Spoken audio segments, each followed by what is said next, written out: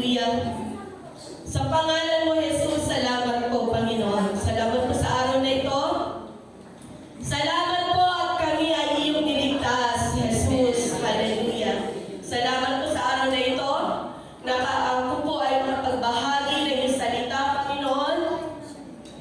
Salamat po sa bawat taong ibinibigay mo to inspire us, Panginoon. Hallelujah. Maraming salamat po, Diyos. Hallelujah. Let's praise the Lord. Hallelujah. Purihin natin ang Panginoon. Hallelujah. Say hallelujah. Hallelujah. Hallelujah. Jesus, sabihin natin. Ipangalagahan natin ang pangalan ni Jesus. Hallelujah. Hallelujah. Hallelujah. Hallelujah. Hallelujah. Thank you, Lord. Hallelujah. Maaari na po tayo makaupo. Magandang buhay po sa lahat. Klaro po ba yung aking boses na naririnig? Kasi parang hindi ko alam kung medyo nabibigyan ko kanina, parang medyo mahina yung dating nung opo, ayan. Hallelujah. Salamat po sa Panginoon. Again, thank you, Lord, for giving us people who always inspire us. Let me start this day by asking you this way. Wait lang po. Sino-sino po yung ating inner circle? Medyo padalaga na yata ako. Lagi akong isensya na. Magtiisan tayo. Sino po yung ating inner circle?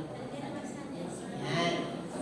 Pangalawang tanong, sino po ang madalas niyong kausap o kinakamusta? Ano po yung madalas nilang sagot? Sige po, isipin ko natin, may kinamusta ba tayo kanina? Ano yung sinagot? O nginitian ka lang ba? O tumango lang? O meron iba nag-i-embrace pa, no? Yung iba nag-umano sa ulit. Madalas yung sagot nila kapag masaya, ano yung sagot? How are you? I'm okay. I'm good. I'm great. Ha? Kapag malungkot, ano ba yung sinasagot?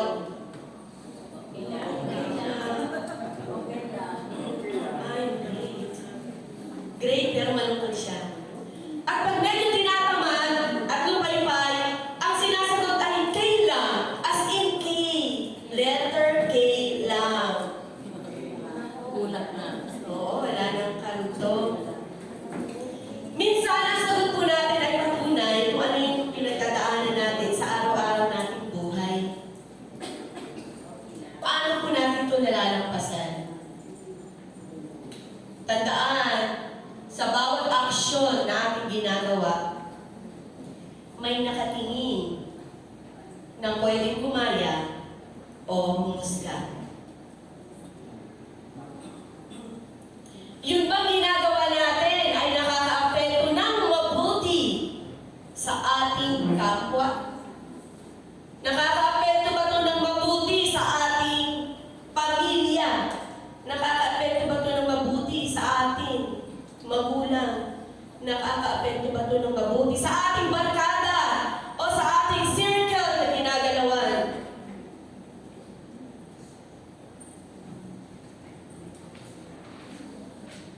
Are we surrounded by people who help us discover our purpose? Sa bilis po ng buhay ngayon, sabi po kanina, ang bilis ng buhay. Para yung bata, baby pa lang, naglalakad na, maingay na, nakakatuwa na. Minsan, sa sobrang bilis ng panahon, di na natin ang pag-uukulan ng pansin. Basta ang kailangan natin, ma-accomplish natin yung things natin today. Magawa ko to, makapagtrabaho ko. Magawa ko yung responsibilidad ko. Makapag-aral ako, bala kayo dyan. Basta ako, gagawin ko to. Nalilimutan na po natin kung paano magbuo ng isang magandang relasyon.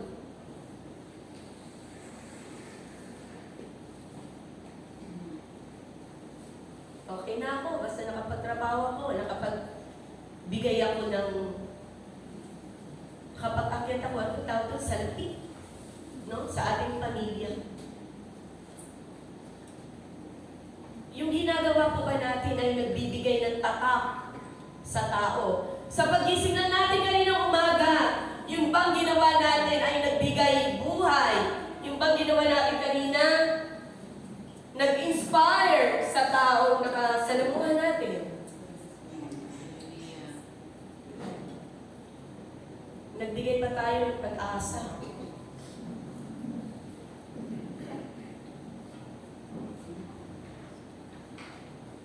Hindi madali tumayo dito.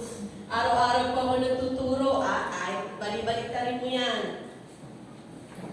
A global influencer named John Scott said, "We should not ask what's wrong with the world, for the diagnosis has already been given." So yung diagnosis po, nabigay na. Ano po yung diagnosis ng world? Yung pasama na ng pasama ang ating mundo. Yun po yung diagnosis. But rather, we should ask, what was happened to the salt and light? Amen. Hallelujah. What was happened to the salt and light? So my topic today, actions speak. And my theme, be the salt and light in what we do. So tayo pong lahat to. Ang text po natin ay mababasa sa Matthew 5:13 verse 16. Sabi po doon, as a salt and light, our purpose in life is to accomplish what God has commanded us. Kayo ang asin ng lupa, ngunit kung ang asin ay tumabang, ay ano ang ipag-aalat? Wala nang anumang kabuluhan, kundi upang itapon sa labas at yurakan ng mga tao.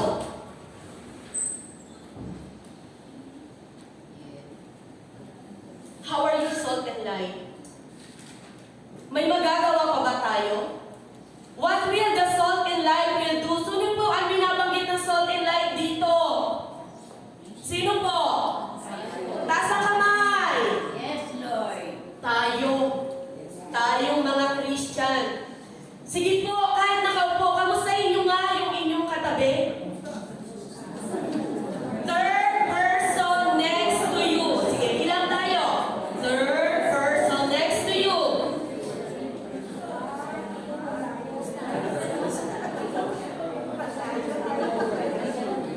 Ayan. Sige po, ano pong sinagot nila? Ano pong sinagot? Umiti lang. O, yung iba may binanggit, wala naman. Meron pa bang nagsabi, I'm good? How about you, sis? Sige po, pag sinabi ko po, how are you, salt and light, ang itutugon nyo. Yan, may tugon din tayo. Mas mabuti sa lagi. Sige po, ha? How are you, salt and light? Ayan. Di ba po mas maganda pakinggan? So sa sinabi pa lang natin yan, mai-enlighten yung kasama natin. Kahit hindi natin alam pinagdadaanan yan, araw-araw hindi natin alam pinagdadaanan ng kapatid natin. Kahit na minsan kapamilya pa natin, hindi natin alam ang pinagdadaanan yan unless makamusta natin. Bakit po sa asin at ilaw tayo ikinumpara ni Jesus?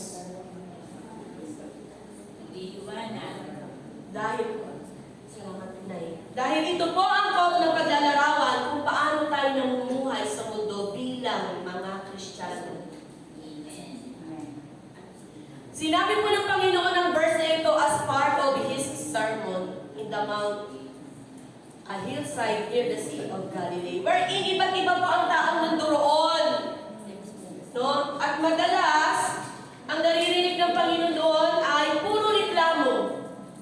Alam niyo po ba na nandun po yung kanyang mga followers? Nandun din po yung kanyang mga apostol. Kaya, sinabi po ng Lord na sa kanyang mga followers to live and influence people positively, that we as Christians We have already the opportunity and responsibility of being a good influence to others. Christian na tayo di ba?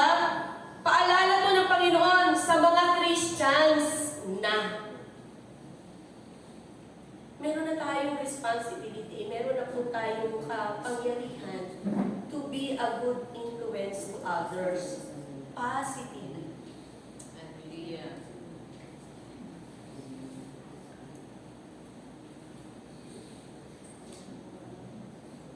We can be a salt and light that makes people life positively different. Why salt? No? Bakit tayo sa salt kaya ikinumpara ng Panginoon? Ano ba ang purpose ng salt? Sabi po ni Pastora Becca last week, kapag matabang, anong pakiramdam? Hindi lang sa asin, sa lahat na. Itodo na natin. Kapag matabang ang pag-ibig, anong pakiramdam? Kapag matabang ang pagkain, ano rin ang pakiramdam? So, ano siya? Marami siyang factor. So, in biblical times noon, and in biblical sense, salt used as preservation. For what? To keep food free from spoilage. And in biblical sense, hindi ko masyadong makita, we as Christians, we are called to keep and preserve the good news of the gospel. Amen. No? Sabi po dun sa Matthew 28:19 to 20, go and make disciples. Speak the gospel to others. Yan po yung ating responsibility. Stay faithful to the gospel. Pag sinabing faithful, Christian tayo, alam na natin kung ano yung gospel. Ano po yung gospel? Ito po yung nagsasaad na ang kaligtasan ay nasa Panginoon lamang. Tama po. Pag sinabing stay faithful, bukas, ganun pa rin. Hindi yung bukas, ay oo nga, parang hindi. Parang iba yung narinig ko. Tapos mag-iiba ka na ng pananampalataya. Hindi na iyon yung pinaniniwalaan mo. You are not faithful. Parang asin. Pag hindi ka faithful sa asawa mo o kung kanino pa man, anong pakiramdam? Laging disappointment, di ba? So pag wala pa na yung asin sa buhay natin, laging disappointment ang ating mararamdaman. Hello, wanting to God? How are you, salt and light? I can't hear you. Mas mabuti may sasagot. Ano kayo? Yan ang sasagot nyo Christian kayo Mali. Christian tayo. So yun ang sasagot natin. Kahit nalulpay-pay ka, mas mabuti sa dati. Paano natin sasabihin nyo? Nalulpay-pay ka, tapos sasabihin mo, mas mabuti sa dati. No? Parang si Dong ang magaling magsabi nga. Nalulpay-pay, pero sasabihin niya, mas mabuti sa dati. Sample nga, Dong. Mas mabuti kaya sa dati. Yan. God bless you. Okay? So, preserve goodness and truth to the world. So, tayo bilang Kristiyano, alam na natin kung ano yung totoo. Let's preserve it. No? Pagpatuloy natin, sabihin natin ito hanggang dumating si Lord, hanggang yung baton, kung ano man tawag natin dyan, ay maibigay natin kay Lord. No? Walang, ano yung kanta? No turning back. No turning back. Naalala ko tuloy, sinanay ko din. Yan. Speak the gospel to others. Sabi ko doon. Sabi mo sa 2 Timothy 1:13 verse 14. No? Dito po ay encourage din ni Paul si Timothy na stay faithful. So kung meron tayong Timothy sa buhay natin, sabihin natin yan, stay faithful. No? Stay faithful. Stay faithful. Stay faithful. 2 words lang yun. Pero malaki ang magagawa niya. Hallelujah. Next, ano pang use ng asin? Hahabaan natin to. Use as flavor. Kala niyo na, ano pa lang tayo. To make food taste better. So, in biblical sense, be kind and passionate. No, sabi ko dyan, sabi nung kanta, gusto kong bumait, pero di ko magawa. Kakatayin ko sana kaya lang. Baka pumalya na naman ako. Paano ba tayo magiging mabait? Did you know that, Christians, kindness is a real ministry?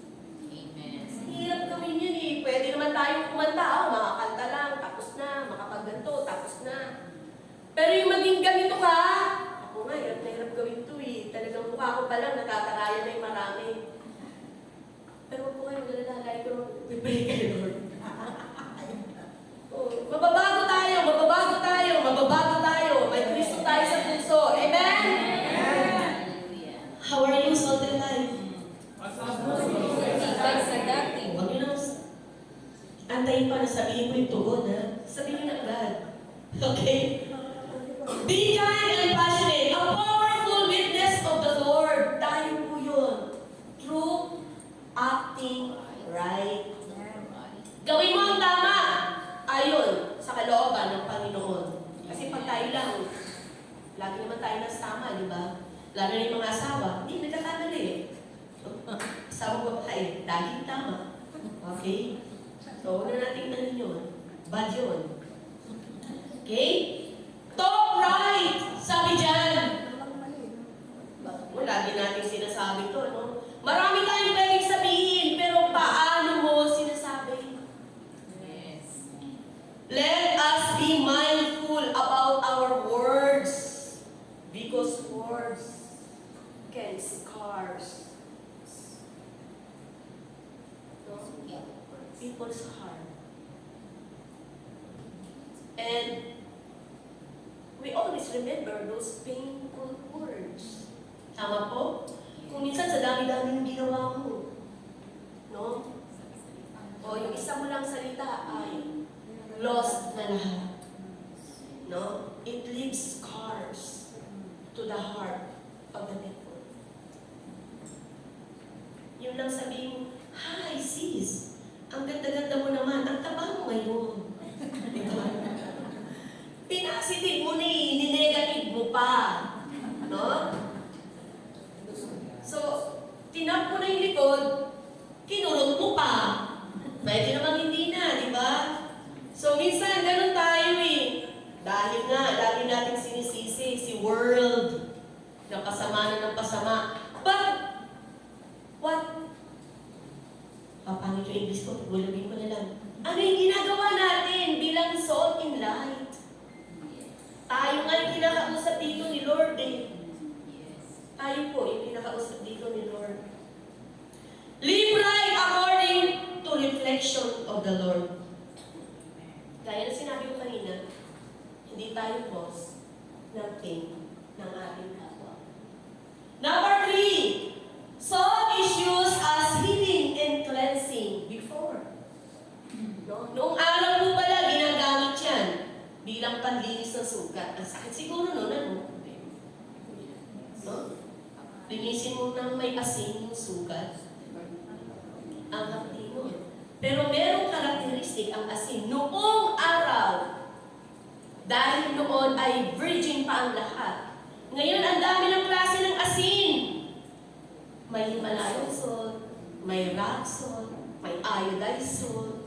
No? May iba pa ba kayong alam na salt? May baking salt? Lahat ng salt. Parang Christian lang din. No? Rock salt ka ba? Hindi po. Iodized salt ka ba? Iodized salt po madaling matunaw. That's why yun po ilalagay namin sa aming pagbibig. Hindi rock salt. Kasi makakain mo yung rock salt sa binibig mo. Hindi maganda lasa. Himalayan salt ka ba? Bakit? Oh, they say Himalayan salt is a miracle salt. Ano kaya? Hindi pa yung testing. Being so Lord. kung ano-ano. Kaya, sometimes, salt loses its flavor. Dahil sa mga pinaggagawa natin, nung araw kung sinabing salt, salt talaga. Hindi na yung kulay pink, kulay black, durog, bobo, ganon. Hindi po. Okay?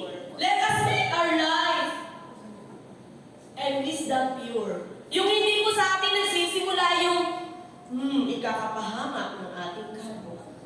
Sige, dito ka. O, doon ka. Nalaglag na, nahulog na sa bangin. Christian yun.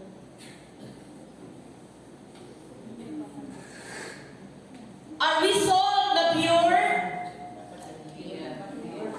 To God. O, mali yung signal mo kasi. Diba? May halo na. Pure na salt ka ba? Yes. Ipangalandakan natin. Yes. Say yes. Yes. Ay. Walang force. Pure salt ka ba? Yes. Good. Salamat sa Panginoon. We are the direct protection against sin. So tayo mga Christian, kaya tayo ay inihalimbawa sa sin. Tayo yung proteksyon ng ating mga kapatid, lalo na yung hindi pa nakakakilala sa Panginoon. Amen. Na mas mahulog pa sila lalo sa kasalanan. Or, mas masakit siguro, no? Kapwa mo kapananampalataya, kapwa mo rock salt. No? Pinag-iisipan natin ang hindi mabuti. Hinuhusgahan natin.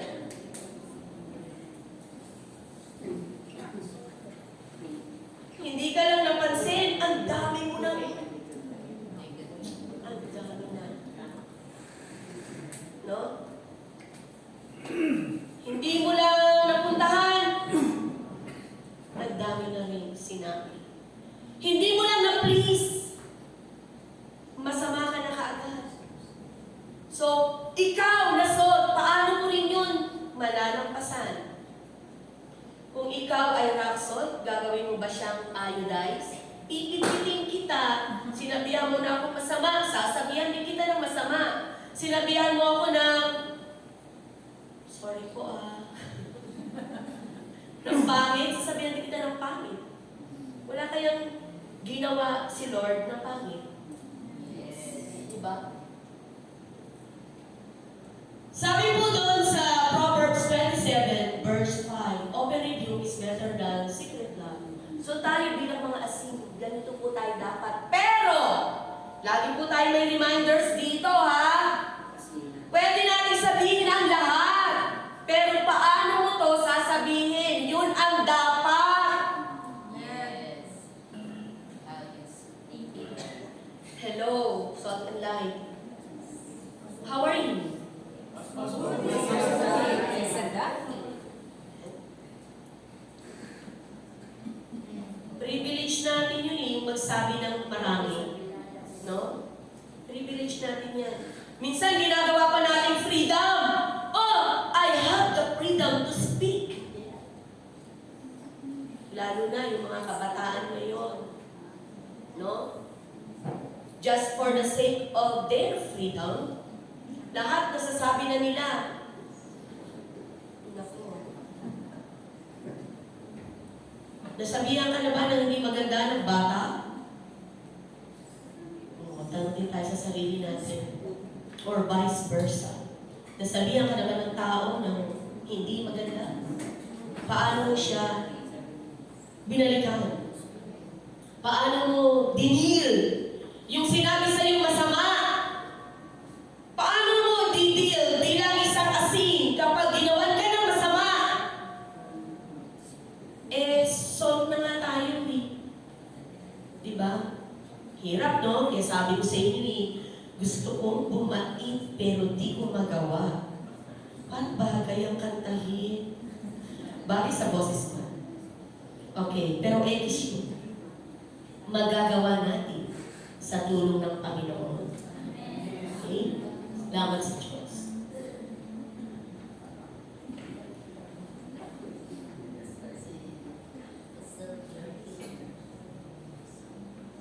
Sa atin dapat nagmumula ang katotohanan, lalo na pag marami na tayong kasama.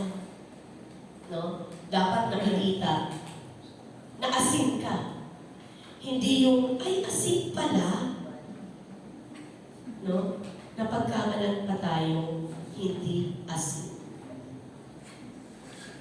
And then, why light? We're done also. No? Why light? Bakit tayo hinalimbawa ng Panginoon sa ilaw? Napakaraming klase ng ilaw, lalo na ngayon. May solar, may, ano tawag doon? May, oo, yan. May candle. At kung ano-ano pa. Alin ka dyan? Sino ka dyan? O pare-pareho lang yung light na bibigay ng liwanag.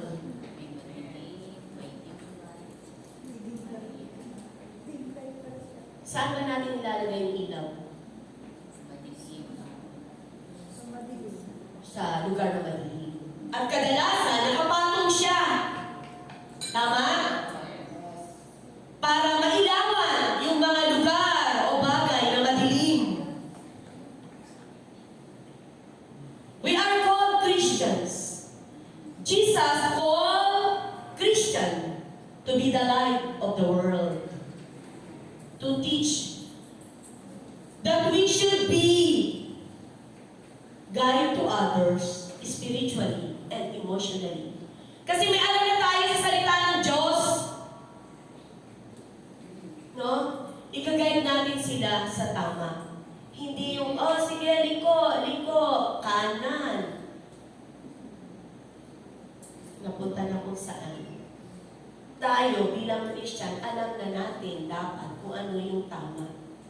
Sa patuloy nating pakikinig, sa patuloy nating pag-aaral ng salita ng Panginoon, no? Mas lalalim pa ang pagkilala natin sa katotohanan. Inspire and brings hope. So if we are the light, we should inspire and brings hope. Pakadali, i-explain. Kaya nga sinasabi ko sa inyo, ano yung tugon? How are you, salt and light? Diba? Sa salitang lang yan, makakapagbigay na tayo ng pag-asa sa tao, yung sa lubog mo, babang-baba na yung balikat. Diba? Tapos ikaw na Christian, ikaw pa yung kinamusta, ikaw pa yung kailang. O kaya yung sa mga text messengers, no? Talaga namang minsan, pag may sumasagot ng kailang, ay, nakakainis talaga. No? Bakit naman kailang? Wala namang meaning yun. Mas mabuti sa dati, I'm great. No? Bibigay tayo ng pag-asa. For them to out of darkness. Kaya tayo inalimbawa sa light. Darkness ng kasalanan. Tayo magsisilbing guide. Tayo magsisilbing inspirasyon nila na sila man din ay maiahon natin sa kadiliman. Hallelujah! Hallelujah! Hallelujah. Hallelujah!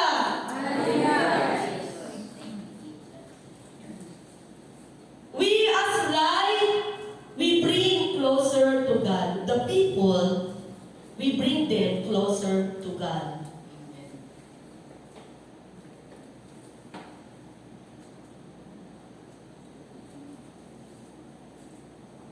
By showing good example. Because when good work exists, people are drawn closer to God.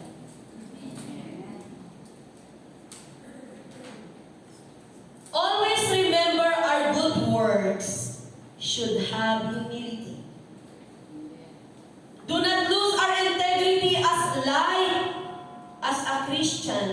that gives light. And if you are looking ahead that you are ready to do good works, diba? Isip natin yun, ay, gagawin ko ito mamaya. O, may mga plano na tayo sa buhay. Sino may plano na sa buhay? Sino may plano matulog at hindi makinig? O, diba? Nagising. Ito, nakakainis naman si Sister Amir. Tagal magsalita. I-edit mo na ako. Ay, wag. Sige ka, hindi mo ito maririnig. If you are looking ahead that you are ready to do good works, what you do today can do more things for the benefit of the people. Yun dapat natin laging iisipin. Hindi yung laging sarili natin. Ay, gagawin ko to para ganito ako. Ay, gagawin ko to, ganito ako. Ay, gagawin ko to kasi kailangan ko to. Ito, ako.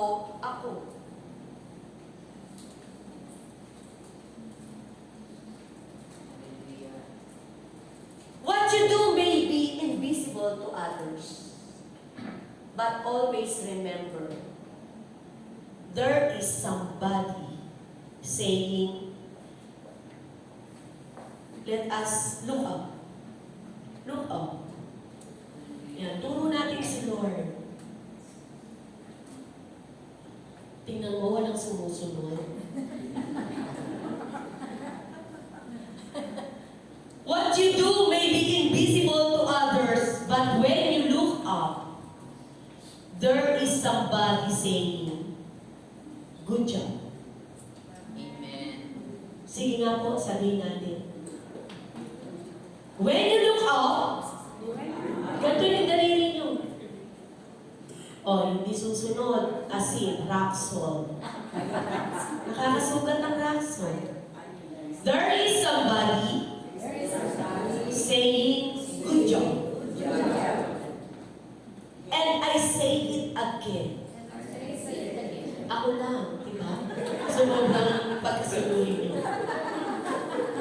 And I say it again, when you look up, there is somebody saying, I see you.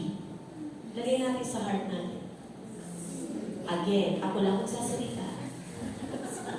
When you look up, kayaan nyo lang ako.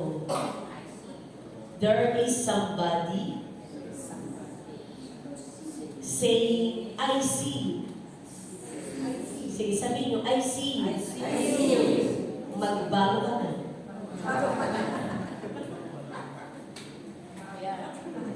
Amen? So kahit ano pa yung ginagawa natin, no? Or, dapat naman talaga good works yung ginagawa natin. Because sabi natin kanina, it brings closer and honor God. Amen. Amen?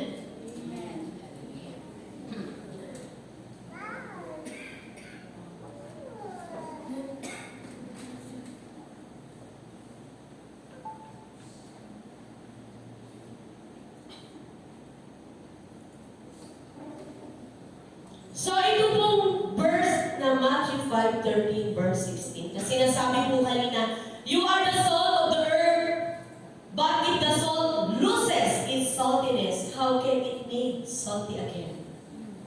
It is no longer good for anything except to be thrown out and trampled underfoot. So, huwag natin pababayaan na malus yung ating saltiness. Bakit? Anong sabi dyan? Tatapakan. Yuyurakan tayo. Iyan yung naririnig natin minsan. Christian ba yan? Alam mo, naririnig natin yan pero masakit. Masakit. Parang minsan, alin mo na lahat yung ko, wag lang yung pananampalataya ko, pero iyon yun eh. So gusto ko talagang bumait, pero di ko magawa. Pero hindi na yan ngayon, kasi padulo na tayo. Gusto kong bumait, pero gagawin ko na. No?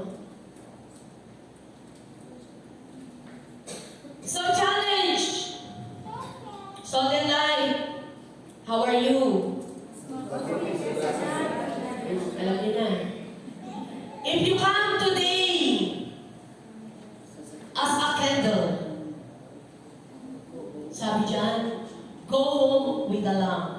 Why? Long. Why long? Yeah, because candle rely on its own wax and ability.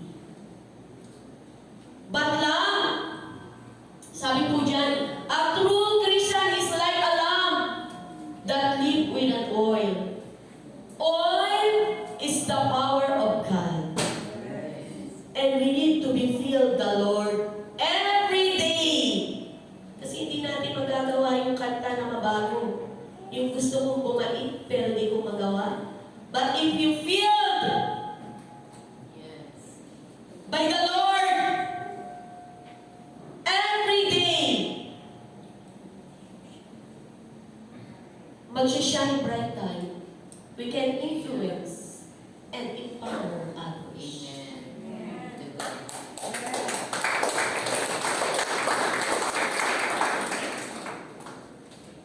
Preserve what is good. Salt. And shine the truth. Light. Tayo pa rin yan. Be the salt and light in what we do. Sabihin po natin ng sabay-sabay. Amen. Glory to God. Salamat po, Panginoon.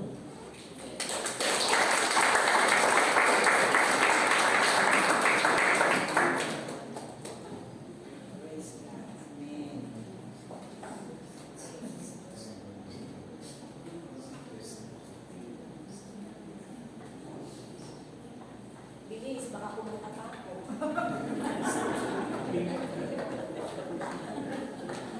Okay.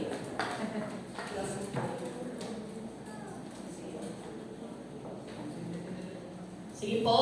Tayo po lahat ay tumayo. Tayo po ay manalangin.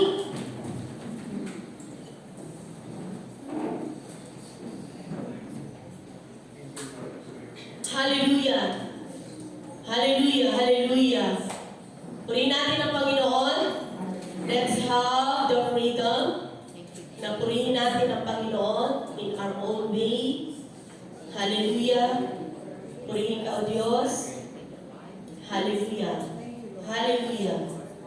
Hallelujah. Salamat, Panginoon, sa araw na ito. Salamat po sa iyong biyaya, Panginoon, ng kaligtasan. Salamat po, Panginoon, nawa ay gabayan. And fill us every day, Panginoon, na maging salt and light kami ng mundo. Huwag po kami pabayaan, Lord, na mawala ang aming alak, na mawala ang aming liwanag. Hallelujah. Hallelujah. Hallelujah, Lord. Hallelujah. Tulungan mo po kami, Panginoon, na magsilbing encouragement, na magsilbing hope sa lahat ng aming nakakausap. Upang sa ganon, Panginoon, ay hallelujah. We continue to live with a purpose, Panginoon. Purihin ka, O Diyos. Maraming salamat po sa araw na ito.